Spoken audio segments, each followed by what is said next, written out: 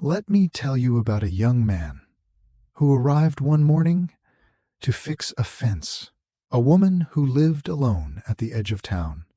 A simple job that should have taken an afternoon. Except the woman had broken that fence herself 3 weeks earlier with a hammer she'd never used before. And she'd been watching him work at other houses for months, learning his schedule, waiting for the right moment to create a reason for him to come to her door. And what started as a deception, born from loneliness, became something neither of them expected, something that would force an entire town to look at itself differently. Before we begin, like the video, subscribe to the channel, turn on notifications, and tell me where you're watching from, because this story reaches across borders and touches something universal about the courage it takes to reach for connection when the world has taught you to expect rejection.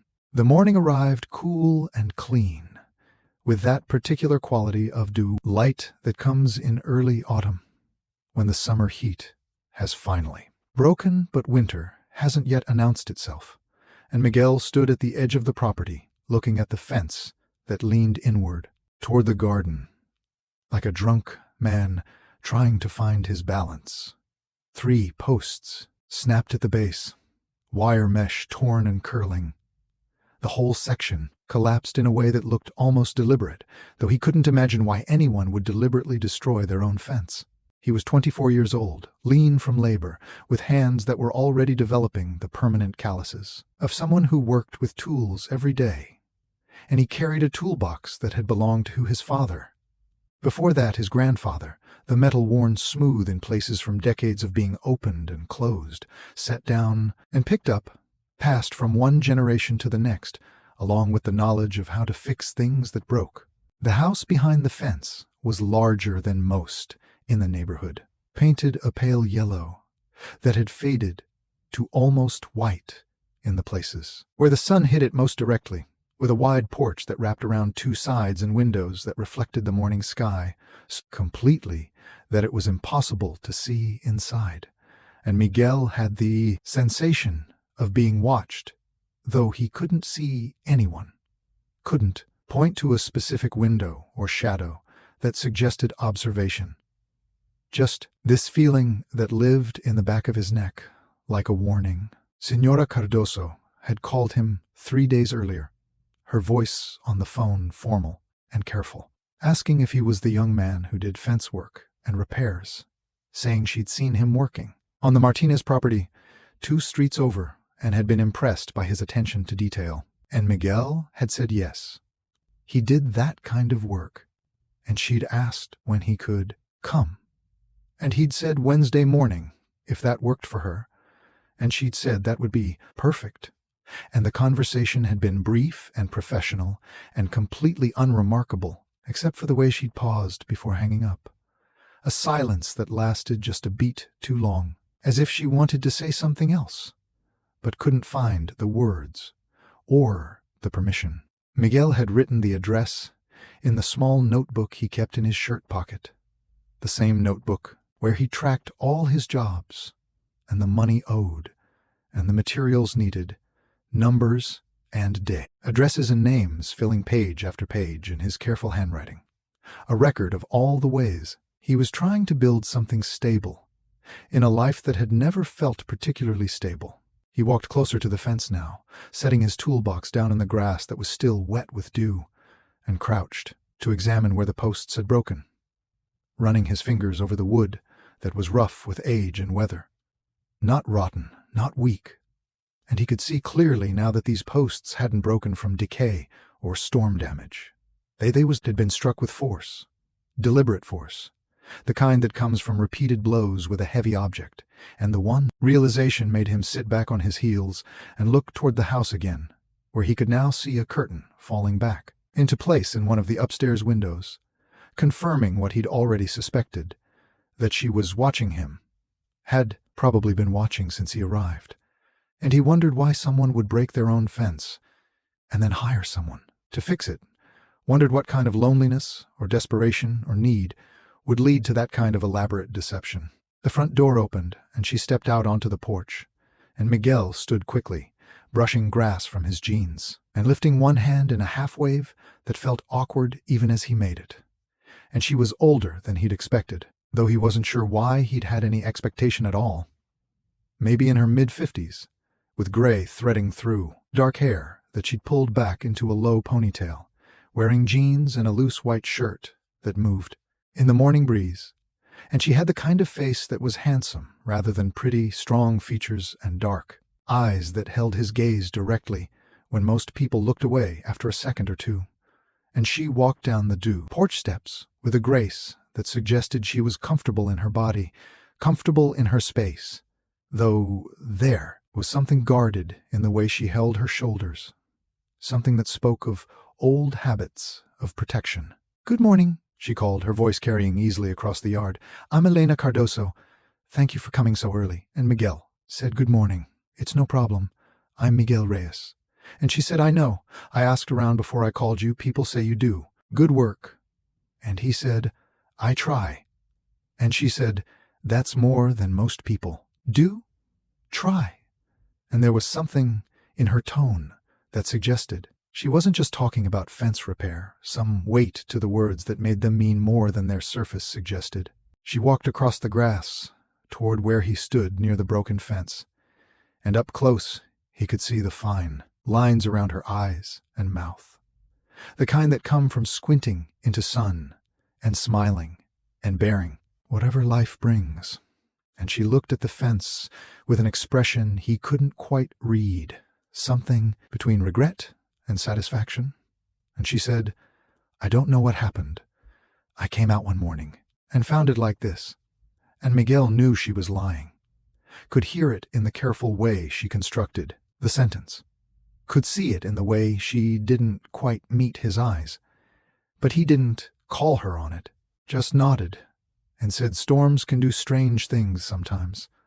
And she looked at him then with something that might have been gratitude or relief. And she said, "Yes, storms. You never know what they'll bring." He told her he'd need to replace the 3 broken posts and repair the wire mesh, that he had most of the materials in his truck, but would need to make a run to the hardware store for a few things. It would probably take most of the day if that was all right. And she said, "Take whatever time you need. I'm not going anywhere. And you." He said he'd get started then. And she said, "Would you like coffee?" First, I just made a fresh pot, and the offer surprised him because most clients didn't offer coffee, didn't offer anything beyond directions and payment. And he started to say, "No, thank you." Started to maintain the professional distance that usually made jobs simpler. But something in her face stopped him. Some vulnerability in the way she'd asked, as if the offer cost her something, as if rejection would cost her more, and he found himself saying, "Yes, thank you, coffee would be good." And her whole face changed, tension he hadn't. T realized she was holding releasing from around her eyes and mouth, and she said, "Come inside then," and led him toward the house. The kitchen was large and bright, with windows that looked out over the backyard where a garden grew in organized rows, vegetables and herbs and flowers, all mixed together in a way that was both practical and beautiful. And the counters were clean, everything in its place, the kind of order that suggested either discipline or loneliness. Both, and Elena poured coffee into 2 heavy ceramic mugs and handed one to Miguel, and gestured for him to sit at the table that stood against one wall. And he sat carefully, aware of his dirty work boots on her clean floor, aware of his calloused hands wrapped around her mug, aware of the strangeness of this intimacy with someone he'd just met. She sat across from him and wrapped her own hands around her mug. They sat in silence for a moment, the steam rising between them. And through the window, Miguel could see a neighbor hanging laundry in the yard next door, could see the woman pause and look toward Elena's house, could feel the weight of observation that seemed to follow Elena everywhere, and he wondered what story the neighbors told about her, what gossip circulated through the small community about the woman who lived alone in the big house at the edge of town. "Do you live alone?" Elena asked, and the directness of the question startled him. Most people worked up to personal questions slowly, building layers of small talk first. But she'd gone straight to the heart of things, and he said no. "I live with my mother, and my younger brother. My brother is 12, and she said, and your father, and he said he died 4 years ago. Construction accident. And she said, I'm sorry. And he said, it's okay, we manage. And she said, managing isn't the same as being okay. And he looked at her, then really looked at her, and saw in her face that she knew the difference, knew it intimately. And he said, no, I guess it's not. And she said, but you do manage. You take care of them. And he said, I try. Someone has to.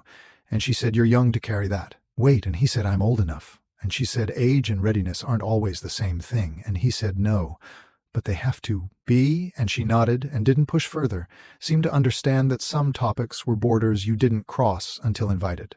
She told him that she'd lived in this house for 30 years, that she'd raised a son here, though he'd moved to the capital 12 years ago and rarely visited, that she'd been married once, but her husband had left 15 years ago for reasons she'd stopped trying to understand, that the house was too big for one person.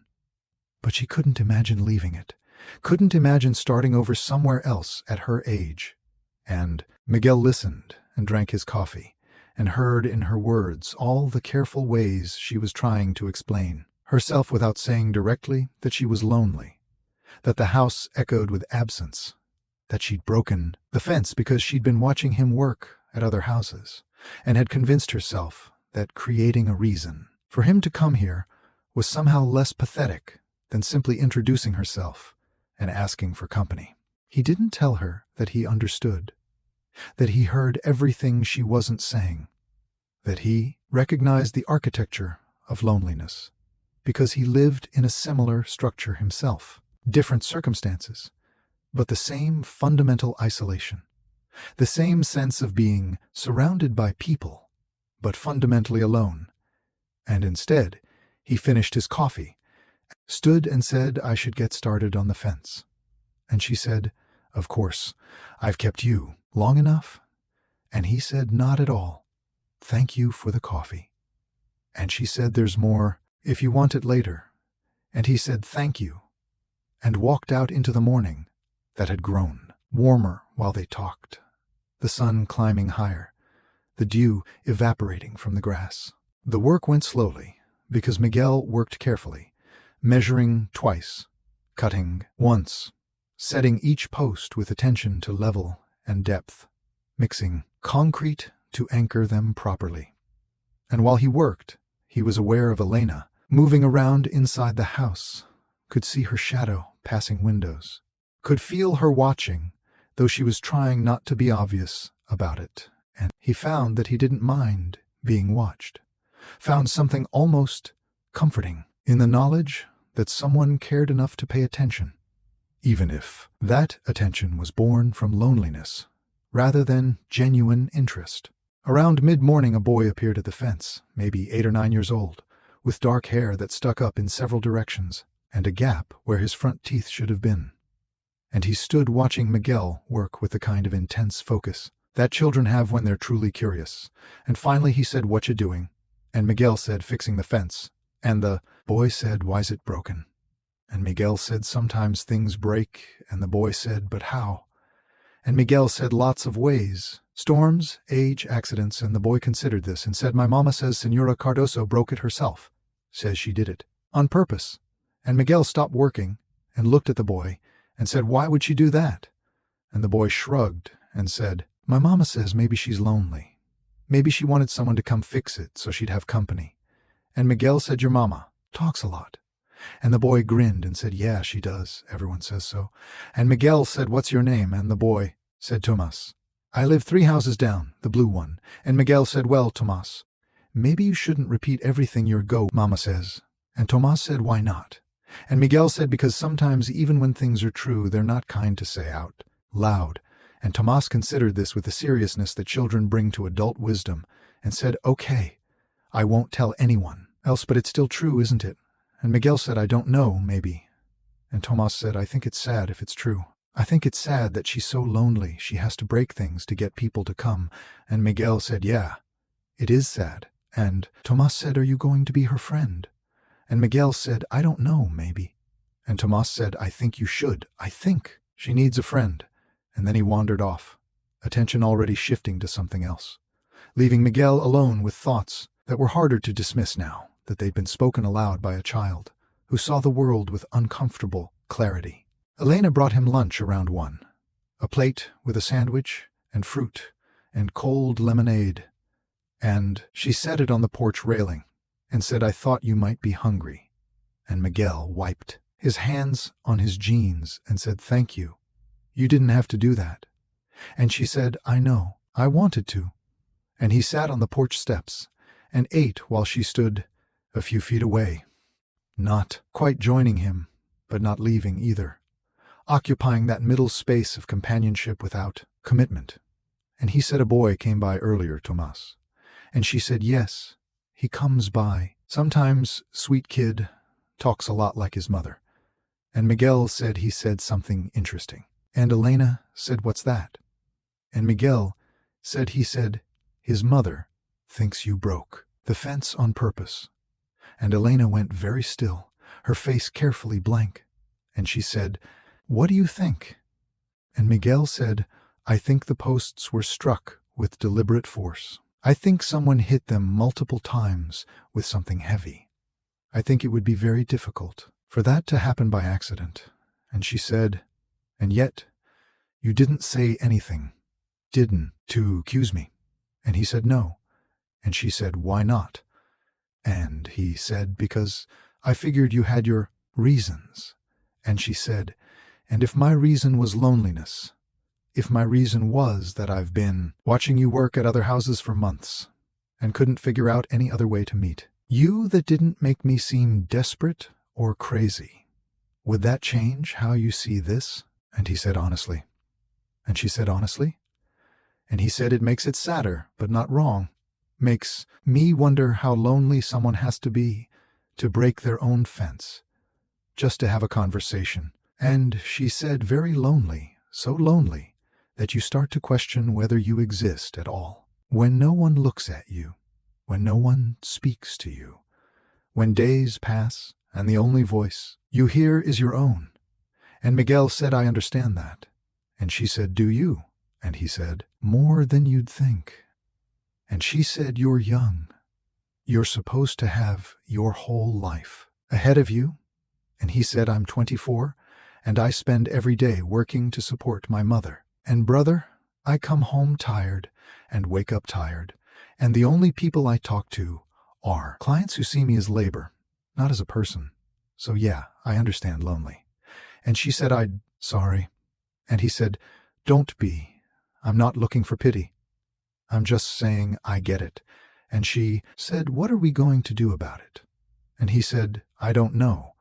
Maybe start by being honest. And she said, okay.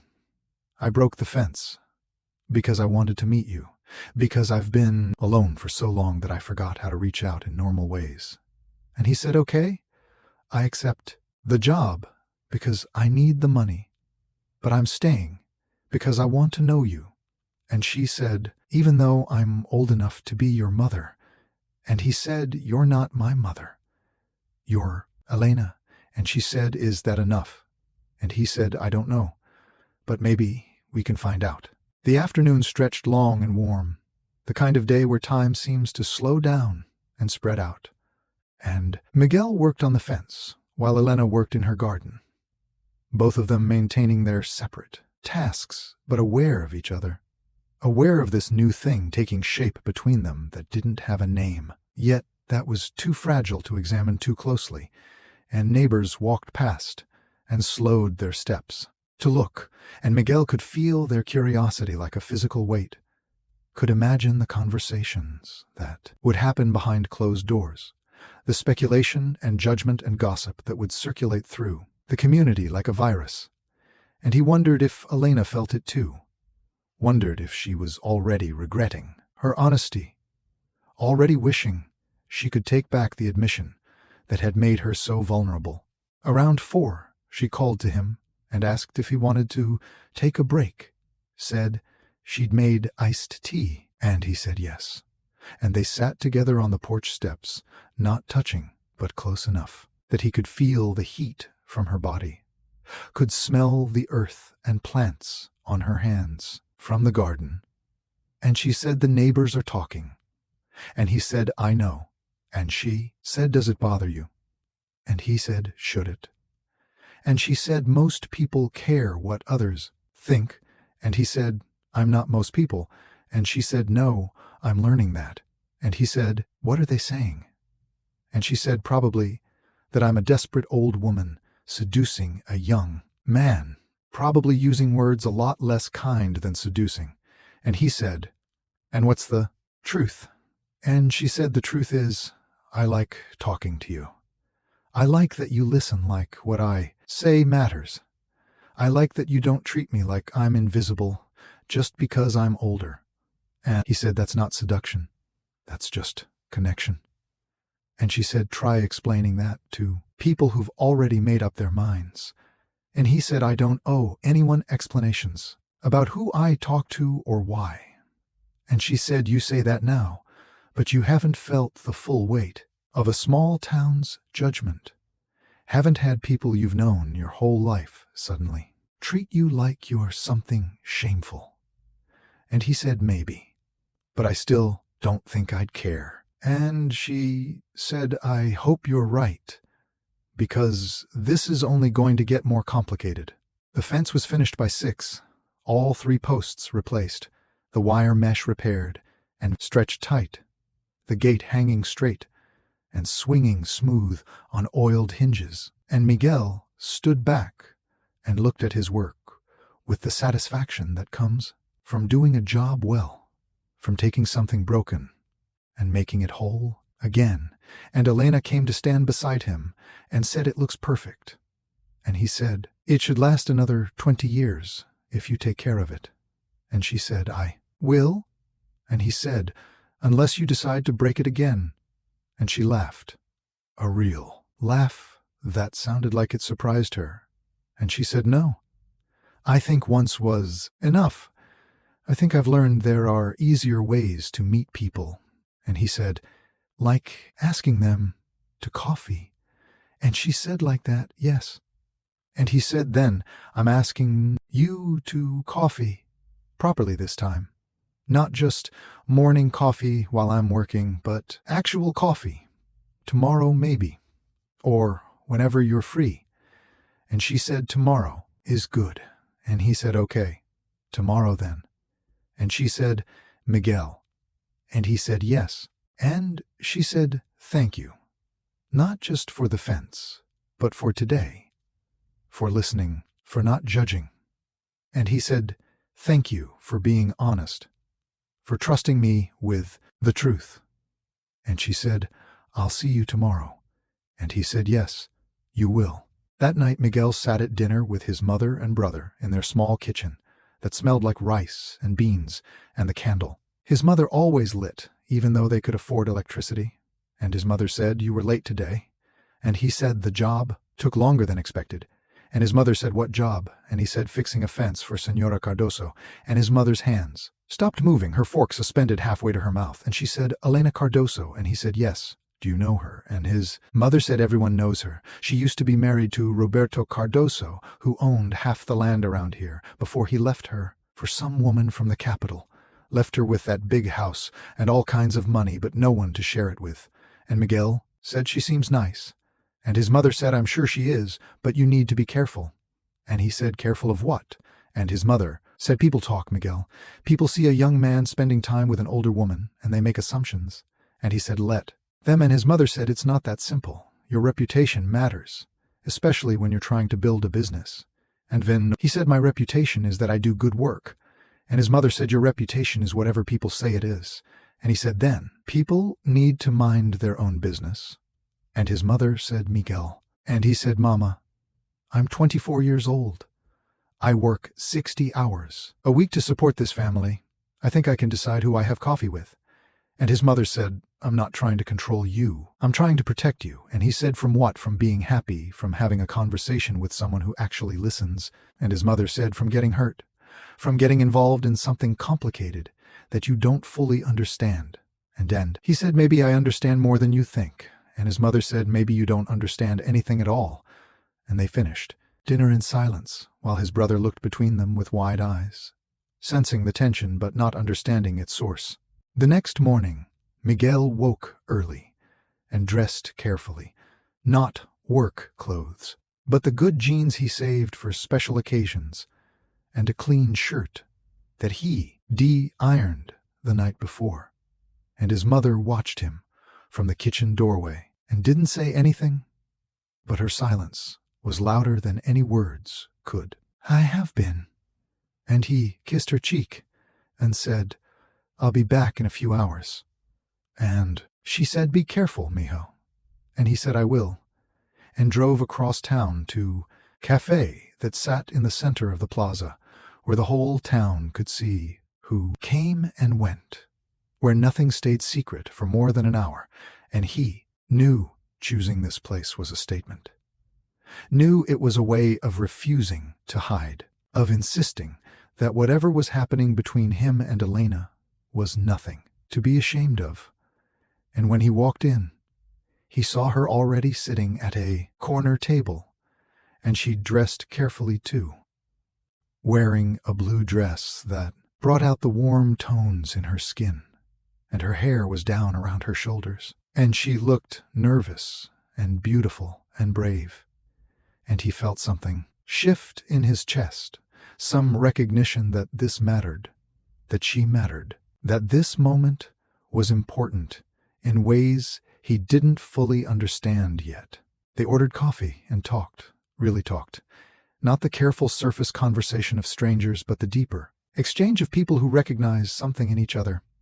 And she told him about her marriage, how she'd loved her husband fiercely in the beginning, but how over time that love had curdled into resentment and obligation. How he'd blamed her for not being exciting enough, young enough, ambitious enough. How he'd left with barely an explanation, just packed a bag one day and drove away and never came back. Not even for their son's graduation. Not even when she'd called to tell him his mother had died. And she said the worst part wasn't that he left, but that he made her feel like she deserved to be left. Like there was something fundamentally wrong with her. That made her unlovable. And Miguel listened and recognized that pain because he'd felt it too. Different circumstances, but the same fundamental wound.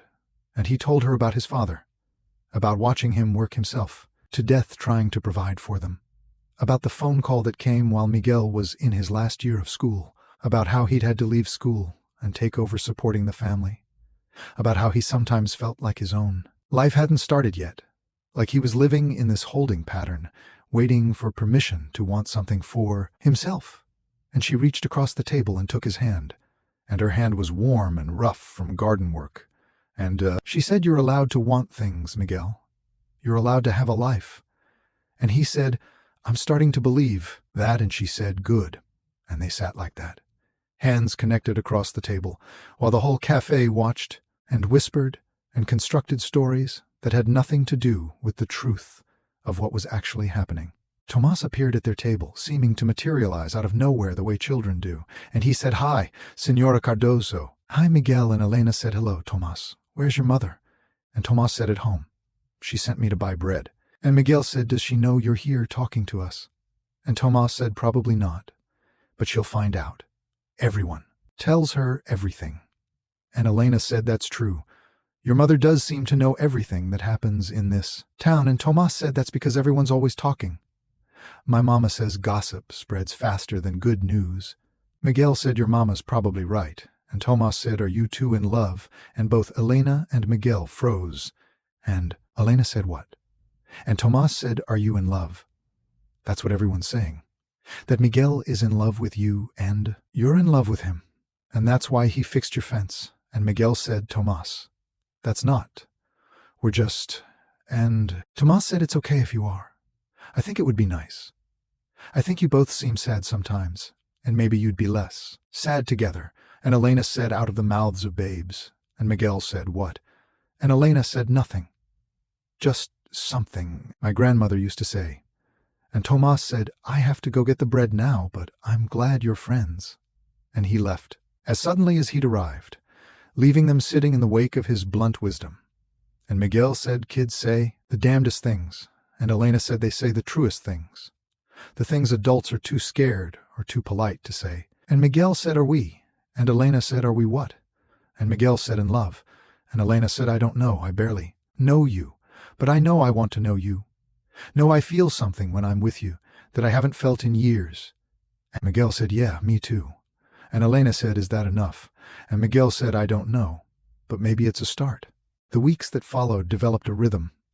Miguel would finish his work each day and drive to Elena's house, and they'd sit on her porch, or walk through her garden, or cook dinner together in her kitchen. That slowly became familiar territory, and they talked about everything and nothing, building a foundation of shared stories and jokes and comfortable silences. And the town watched and whispered and judged. And Miguel's mother worried and tried to hide her worry. And Elena's son called from the capital and said he'd heard rumors and demanded to know what she was doing.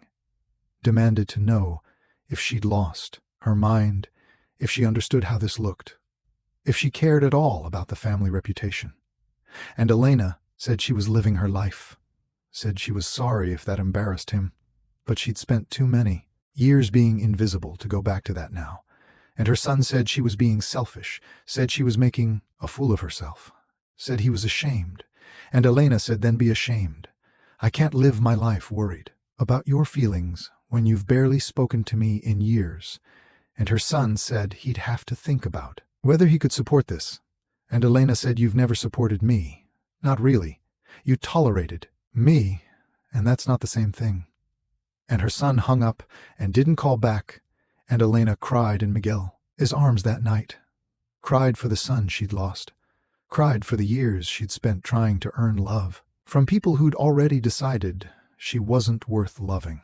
And Miguel held her and said nothing, because sometimes there are no words that help.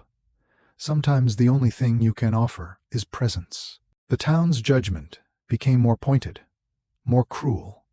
Women who'd been Elena's friends stopped speaking to her at the market. Men made comments when Miguel walked past, loud enough for him to hear, about older women who couldn't accept their age, about young men looking for easy money. And Miguel wanted to fight back, wanted to defend Elena's honor and his own. But Elena said fighting would only make it worse, would only feed the narrative they'd already constructed. And he said, so we do nothing. We just let them talk. And she said, we live our lives. We refuse to hide. We show them through our actions that there's nothing shameful in what we're doing. And he said, and if they never stop. And she said, then they never stop. But we don't let their small minds dictate our happiness. And he said, you make it sound easy. And she said, it's not easy. It's the hardest thing I've ever done, choosing myself over their approval. But it's also the most important. And he said, I'm not sure I'm strong enough. And she said, you're stronger than you know. And he said, how do you know? And she said, because you're here. Because despite everything, you keep showing up. And that takes more strength than fighting ever would. The breaking point came at the town festival, an annual event where the whole community gathered in the plaza for music and food and dancing. And Elena almost didn't go, almost stayed home, rather than face the collective judgment of people she'd known her whole life. But Miguel said he wanted to go, wanted to dance with her in public, wanted to show the town that they had nothing to hide. And Elena said, you don't understand what you, re-asking, don't understand how hard it is to stand in front of people who've decided to hate you. And he said, then teach me. Show me how you do it. And she said, I do it. by remembering that their opinion of me says more about them than it does about me. And he said, then let's go show them who we are. And she said, okay, but don't say, I didn't warn you. And they went to the festival dressed in their best clothes, walking into plaza holding hands. And the conversations stopped. Heads turned, whispers started, and Miguel felt Elena's hand tighten in his, felt her whole body tense, and he squeezed back and said, I'm here. I'm not going anywhere. And she said, okay. And they walked through the crowd to where the music played, and Miguel asked her to dance. And she said, everyone's watching. And he said, let them watch. And they danced in the center of the plaza, while the whole town watched and whispered and judged. And halfway through, the song Tomas appeared and said, can I cut in? And Miguel said, course. And Tomas danced with Elena, while Miguel stood at the edge of the dance floor, and Tomas said loudly, loud enough for everyone to hear, a really good dancer, Senora Cardoso. And Elena said, thank you, Tomas. And Tomas said, I don't understand why everyone's being mean. My mama says it's because they're jealous. And Elena said, jealous of what? And Tomas said, jealous that you're brave enough to be happy. And Elena looked down at this child, who'd somehow become their unexpected champion. And she said, thank you, Tomas. That's very kind. And Tomas said, it's not kind. It's true. And then he said loudly again, I think everyone should mind their own business and let people be happy. And several people heard, looked uncomfortable. And Miguel wanted to laugh, because only a child say what everyone was thinking, but no one had the courage to speak. Elena's sister arrived at the festival, a woman Miguel had never met, but had heard about, the sister who lived 2 towns over, and rarely visited the sister who'd always been jealous of Elena's house and husband and life. And she walked straight up to Elena and said, I heard what you've been doing, heard you've been making a fool of yourself with some boy young enough to be your son. And Elena said, hello, Carmen, nice to see you too. And Carmen said, don't be flippant. Do you have any idea how this looks? How this reflects on our family? And Elena said, I don't particularly care how it looks. And Carmen said, of course you don't. You've always been selfish, always done exactly what you wanted without thinking about anyone else. And Elena said, that's funny. I seem to remember spending 20 years in a marriage with a man who treated me like furniture, staying because I thought it was the right thing to do, the proper thing to do. And where did that get me? And Carmen said, at least you had dignity. And Elena said, dignity is just another word for silence, for accepting whatever scraps people throw you and being grateful. And I'm done with that. I'm done living my life according to other people rules. And Carmen said, you're going to regret this. You're going to wake up one day and realize you've thrown away everything for some fantasy with a boy who leave you the second someone his own age shows interest. And Miguel stepped forward then and said, excuse me. And Carmen said, this doesn't concern you. And Miguel said, actually it does, since you're talking about me. And Carmen said, fine, tell me, what do you want from my sister? What's your angle? Because I know it's not love. No one your age falls in love with someone her age, unless there's money involved. And Miguel said, you don't know anything about me. And Carmen said, I know enough. I know young men don't spend time with older women out of the goodness of their hearts. And Miguel said, Then you don't know much about hearts at all. And Elena said, that's enough. Both of you, Carmen. You can either accept that I'm happy or you can leave. But I'm not going to stand here and let you insult Miguel. And Carmen said, then I'm leaving. But don't come crying to me when this all falls apart. And she walked away. And Elena watched her go and said, I'm sorry.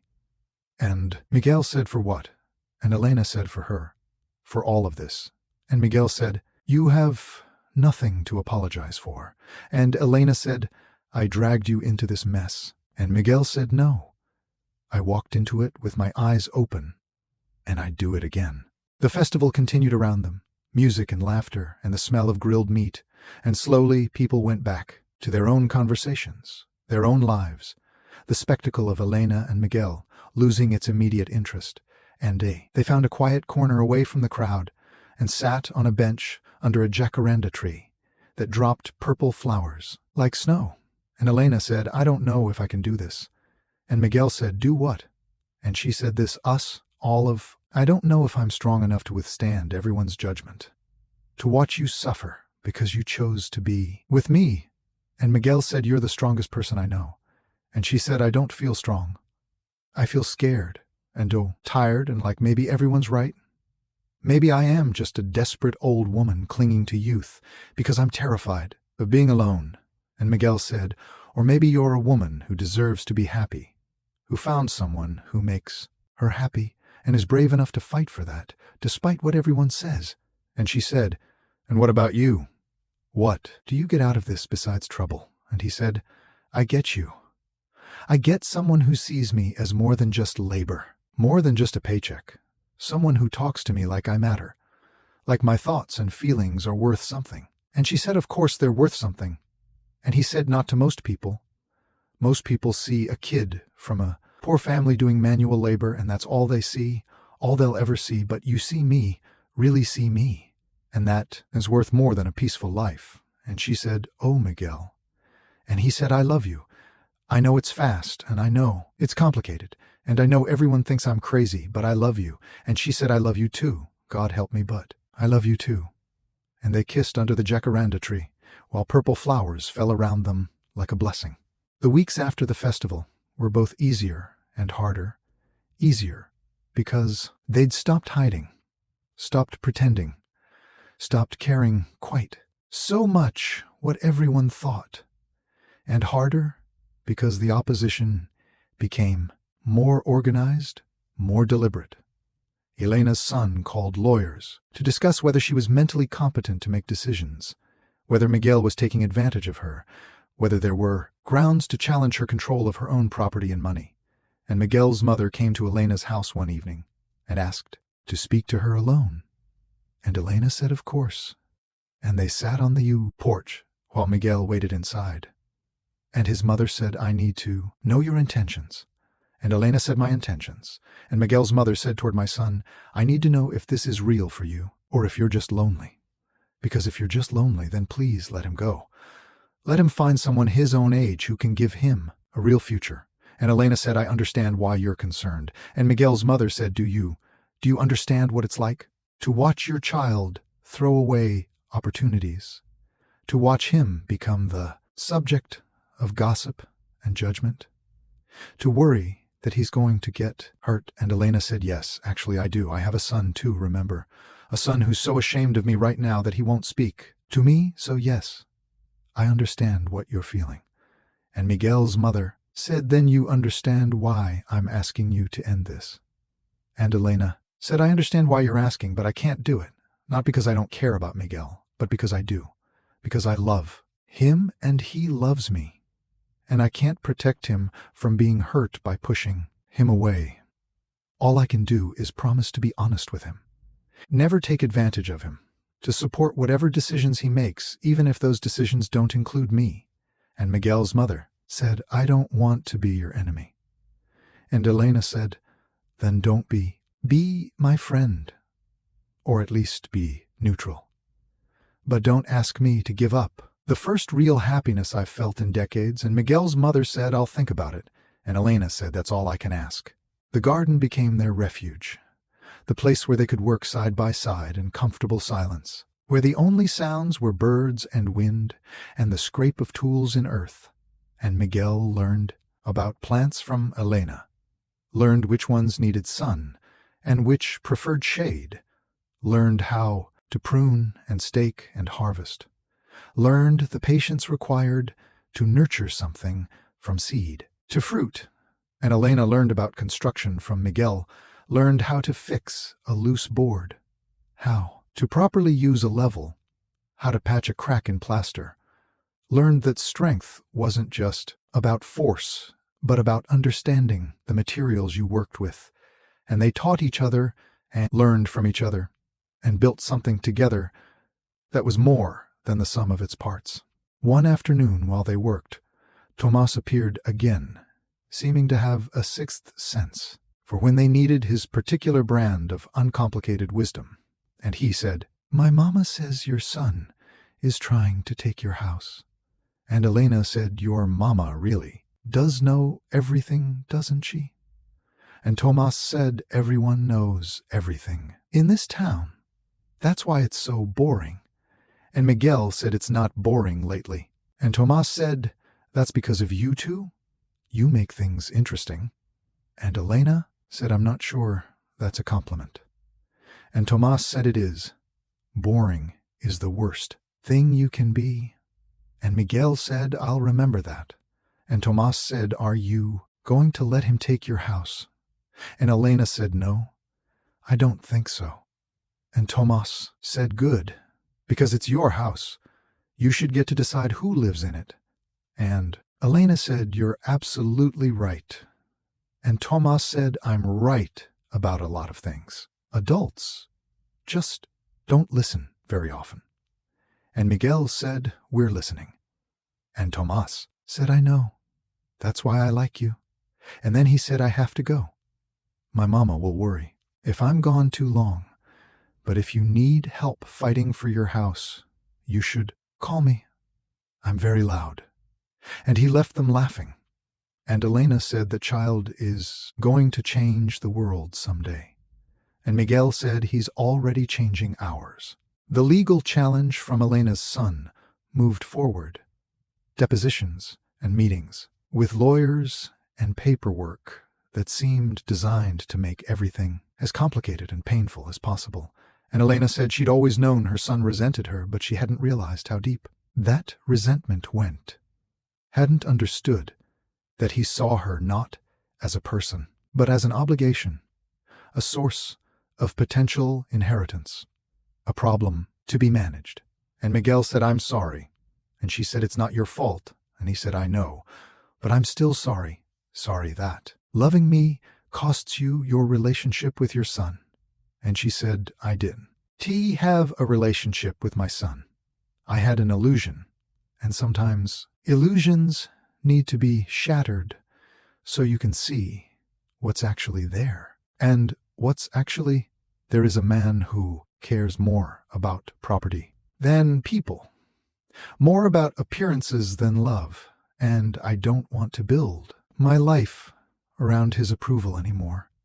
And Miguel said, "You're sure?" And she said, "I've never been more sure of anything." And he said, "Okay, then we fight." And she said, "Together." And he said, "Together." The town meeting happened on a Thursday evening, called by the town council to discuss a proposed development project. But everyone knew the real reason people came was to see the spectacle, to watch Elena's son try to publicly humiliate her, to witness the drama they'd all been gossiping about for months. And the meeting hall was packed, standing room only, and Elena walked in with Miguel at her side. And they sat in the front row, and Elena's son stood at the podium and talked about his mother's mental state, about his concerns for her well-being, about the need to protect vulnerable older people from predatory younger people. And Miguel felt Elena's hand grip. His under the table felt her whole body rigid with controlled fury. And when her son finished and asked if anyone had questions, Miguel raised his hand, and the moderator looked surprised but said, "Yes, you in the front." And Miguel stood and said, "I'm Miguel Reyes, and I'd like to address some of the accusations that have been made." And Elena's son said, "This isn't the time." And Miguel said, actually, I think it's exactly the time, since you're so concerned with public opinion and community standards. And Elena's son said, I'm not going to engage with you. And Miguel said, that's fine, you don't have to, but I'm going to speak anyway. And he turned to face the crowd and said, I know what you all think. I know what you've been saying, that I'm with Elena for her money, that I'm taking advantage of her, that there's something wrong or predatory about our relationship. And I want to tell you that you're wrong. Not just a little wrong, but fundamentally wrong. Because the truth is, Elena saved me. Not financially, but emotionally. She saw me when I was invisible. She valued me when everyone else saw me as just labor. She taught me that I'm worth more than my ability to fix things. And whatever you think of our relationship, whatever judgment you want to pass, you should know that she's the best person I've ever met, the kindest, the most generous, the most brave. And if you can't see that, then the problem isn't with her, it's with you. The room was silent, completely silent. And then Tomas's voice rang out from the back, high and clear, and he said, I think Miguel, right. I think you're all being mean because you're jealous.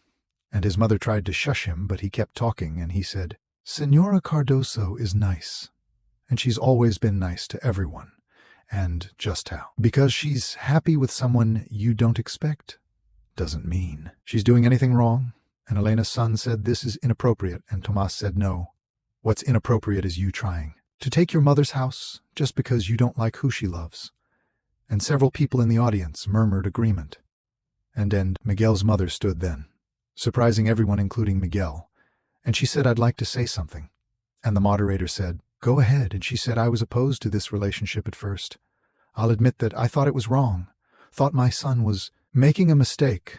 But I've watched them together over these past months, and I've seen how they are with each other, how they support each other, how they make each other better. And I've realized that love doesn't follow the rules we make for it, doesn't confine itself to age-appropriate categories. And if we punish people for finding happiness in unexpected places, then we're the ones who are wrong, not them. And Miguel felt tears start because his mother had never been good with emotional declarations, had always shown love through actions rather than words, and for her to stand up publicly and defend him was more than he'd ever expected. And Elena's son said, this is absurd, and the moderator said, actually, I think we've heard enough. The council will take this matter under advisement, but I think it's clear that there's no evidence of any wrongdoing or incompetence. And this meeting is adjourned, and people started filing out, and several stopped to shake Elena to his hand, to apologize, to say they'd been wrong. And Elena handled it all with grace, thanking them, accepting their apologies, even though Miguel knew how much their judgment had cost her. Outside the meeting hall, Elena's son confronted them one last time, and he said, you've won this round, but I'm not done. And Elena said, yes, you are. You're done because I'm done. I'm done trying to earn your love. Done apologizing for being human. Done letting you make me feel small. And he said, you're going to regret this. And Elena said, the only thing I regret is all the years I spent trying to be the mother you wanted instead of the mother I was. And he said, you're delusional. And Miguel stepped forward and said, that's enough. You said what you came to say, now leave. And Elena's son said, or what? And Miguel said, or nothing. I'm not going to fight you. I don't need to, because you've already lost. You lost the moment you decided property was more important than people. And Elena's son looked at both of them with something that might have been hatred or might have been grief, and he said, I'm leaving. And Elena said goodbye, and he walked away, and Elena watched him go and didn't cry. And Miguel said, are you okay? And she said, I will be. And he said, I'm proud of you. And she said, why? And he said, because you chose yourself, because you stood up for us, because you didn't let fear win. And she said, I had help. I had you and your mother and even Tomas. I had people who believed in me when I couldn't believe in myself. And he said, you always had that strength. We just reminded you it was there.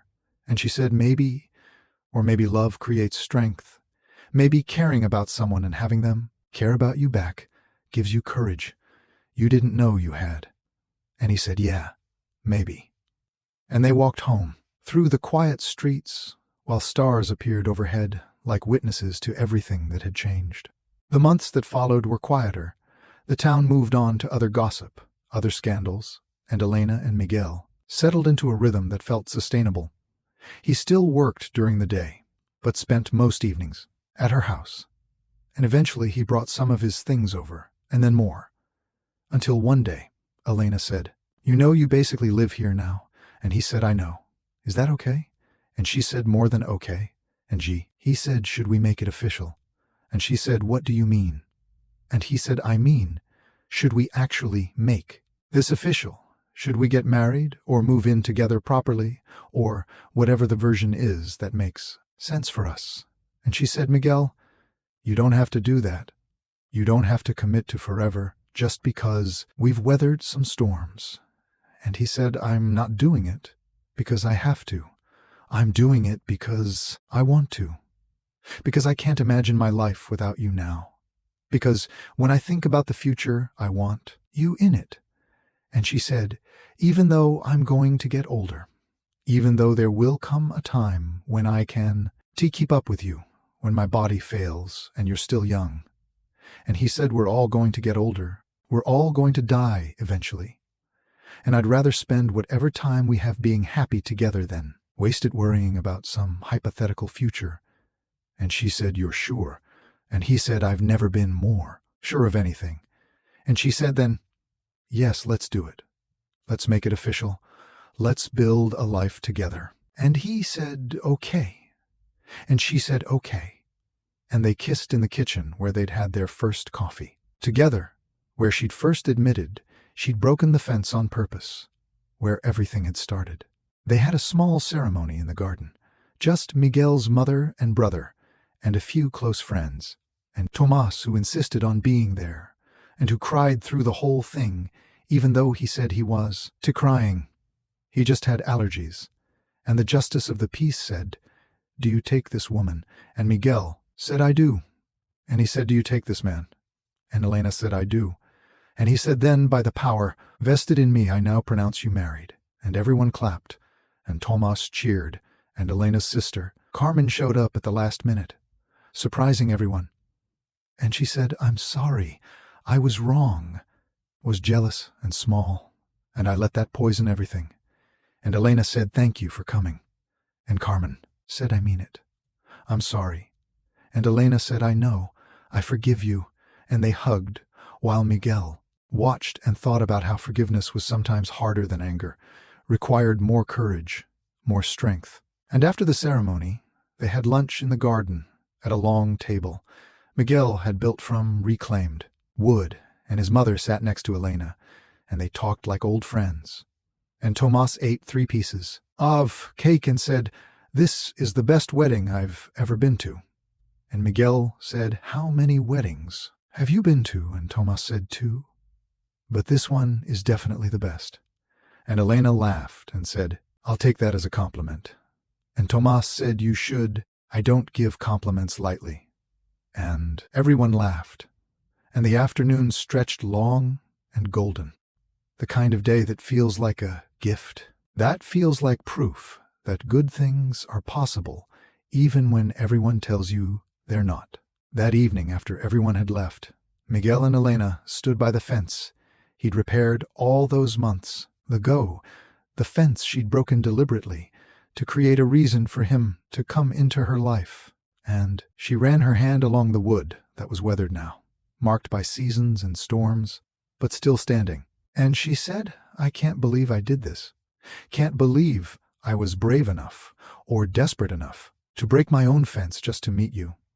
And he said, "I'm glad you did." And she said, "Even though it was manipulative and dishonest." And he said, "Even though that, because sometimes the right thing comes from the wrong reasons. Sometimes the best parts of our lives start with desperate acts." And she said, "That's very philosophical." And he said, "I learned from the best." And she said, "Who?" He said, You taught me that it's okay to want things, Okay to reach for happiness even when everyone says you shouldn't. And she said, I think you taught me that. And he said, maybe we taught each other. And she said, yeah, maybe we did.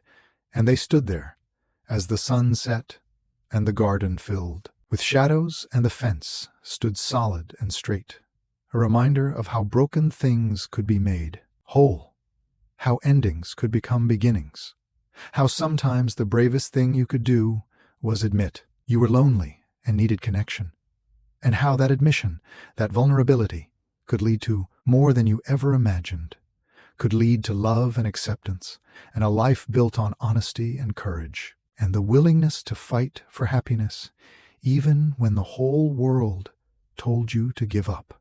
Years later, they would tell the story to others, to friends and family, and anyone who asked how they met. And Elena would say, I broke my fence on purpose to get him to come fix it. And Miguel would say, and I knew she'd broken it, but I came anyway. And people would laugh and say that's the most romantic thing I've ever heard. And Elena would say it wasn't romantic, it was desperate. And Miguel would say it was both. And Tomas, now a teenager but still dropping by regularly, would say I knew they were perfect for each other from the beginning. I told them they should be friends.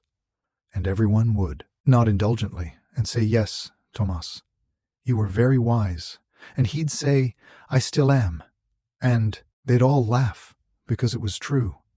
And the fence would still be standing, solid and straight, repaired and maintained over the years, a monument to the truth that sometimes broken things are really just things waiting to be transformed. And sometimes the people we need most are the ones we have to take risks to meet. And sometimes love does follow any rules except the ones we make for ourselves.